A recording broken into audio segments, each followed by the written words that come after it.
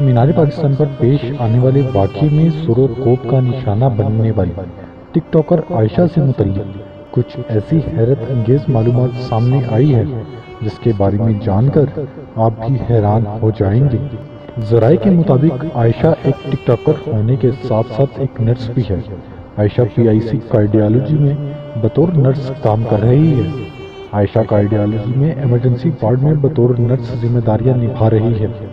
Video میں دیکھا جا سکتا ہے کہ عائشہ ایمرجنسی وارڈ میں ٹک ٹاکر ویڈیو بنا رہی ہے، لیکن اپنے عہدے کی حساسیت کو نہ سمجھنے اور ایمرجنسی وارڈ میں ٹک ٹاک بنانے اور دیکھنے پر انہیں ہسپتال انتظامیہ کی جانب سے 2 مرتبہ نوٹس مل چکا ہے کہ عائشہ ڈیوٹی کے دوران ٹک ٹاک ویڈیو بناتی تھی۔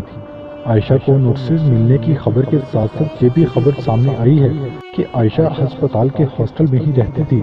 واضح رہے 14 اگست کے روز عائشہ اکرم نامی ٹک ٹاکر نے اپنے مدوحوں کے ساتھ بات چیت کے لیے مینار پاکستان کے مقام کا انتخاب کیا تھا، جہاں کچھ اوباش نوجوانوں نے ٹک ٹاکر کے ساتھ نازیبا حرکات کی تھی۔